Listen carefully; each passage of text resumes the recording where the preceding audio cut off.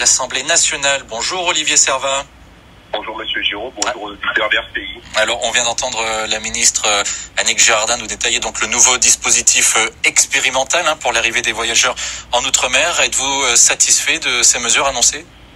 Alors pour ce qui concerne ce dispositif de retour de l'Hexagone vers l'Outre-mer, ce n'est qu'un projet de dispositif puisqu'elle l'a bien dit, jusqu'au 22 juin, rien ne changera. Il y a une quatorzaine à réaliser sur le territoire ultramarin, éventuellement dans l'habitation de la personne quand elle garantit la possibilité d'être isolée des autres personnes. Elle réfléchit à un dispositif d'assouplissement, mais elle a très bien dit ce dispositif ne sera valable, et on a insisté dessus, qu'après avoir concerté les différents territoires ultramarins concernés, et c'est vrai que c'est très pragmatique de dire qu'on doit protéger les ultramarins du Covid importé, et aussi on doit pouvoir ne pas les étouffer et permettre à ceux qui veulent venir, notamment la famille des ultramarins en juillet-août pour venir. Mais pour cela, le dispositif n'est pas encore stabilisé et elle a évoqué des pistes de réflexion qui me semblent pragmatiques, mais on sera vigilant sur leur praticabilité.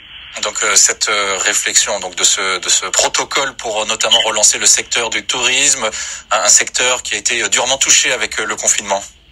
Oui, et elle a annoncé une bonne nouvelle. J'avais rencontré les restaurateurs à Saint-François avec une belle initiative qu'ils ont prise. Ils s'inquiétaient de savoir s'ils faisaient partie du secteur du tourisme, notamment concernant la prolongation du chômage partiel jusqu'à la fin de l'année 2020. C'est chose faite, la ministre l'a annoncé hier. Donc les restaurateurs, comme le secteur du tourisme plus globalement, bénéficieront du chômage partiel, non pas jusqu'à la fin mai comme les autres secteurs, mais jusqu'à la fin de l'année 2020. Ça leur permettra de se refaire parce qu'ils pourront réouvrir très bientôt, mais il y a forcément des frais et de manque à gagner qu'ils ont subis. Alors, autre sujet évoqué avec la ministre, l'aide de 110 millions d'euros accordée par le gouvernement. Comment seront-ils répartis? Quels seront les secteurs prioritaires? Alors oui, ça c'est une annonce importante du gouvernement et nous sommes contents que la délégation d'Outre-mer ait été entendue par le gouvernement parce que très tôt, nous avons alerté ce gouvernement sur le risque suivant. En Outre-mer, il y a deux recettes principales qui représentent entre 25 et 40% des recettes des collectivités, notamment les communes. Eh bien, c'est quoi? C'est l'octroi de mer et la taxe spéciale sur les carburants. Or, Monsieur Giraud, ces deux taxes ont été mises à mal durant ces derniers mois. Pourquoi?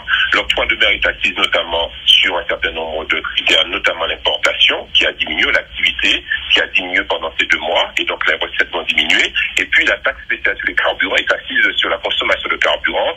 Et vous doutez bien que durant ces 2 mois, eh bien, la consommation de carburant a été en chute libre. Elle a perdu entre 70 et 80% de sa consommation. Donc, il fallait que le gouvernement réponde fortement aux collectivités d'outre-mer qui ont eu à faire face à ces baisses, qui ont eu en plus à faire face aussi à des augmentations de frais liées à l'achat de masques, de gel, de gants. Elles doivent maintenant, les communes, les communautés d'agglomération, régions, départements, doivent faire face aussi à la nécessité d'équiper leurs établissements, leurs structures de dispositifs nouveaux pour distribution de gel, de masques, de sécurisation. Donc il fallait qu'elles soient aidées. Il fallait aussi qu'elles puissent participer à la relance économique pour éviter la casse sociale et qu'il n'y ait pas trop de chômage de nos latitudes qui en connaissent tellement déjà un taux de chômage trop élevé.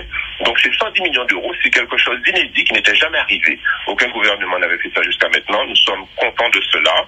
Comment ça va se formaliser? Ça va se formaliser en compensant les pertes de recettes des collectivités en comparant l'année de référence 2017. Donc c'est une bonne chose et ça va être traduit dans le projet de loi de finances version 3 qui sera étudié en juin à l'Assemblée. Et la délégation, j'ai décidé de nommer 2 rapporteurs pour suivre ça de près pour qu'on s'assure que les 110 millions d'euros aillent bien au bon endroit pour l'intérêt des collectivités territoriales et surtout la relance économique de nos territoires ultramarins qui ont subi de forts revers et qui subissent un taux de chômage trop important. Merci Olivier Servat pour cet éclairage. Je rappelle que vous êtes le président de la délégation aux Outre-mer à l'Assemblée nationale. Et maintenant parlons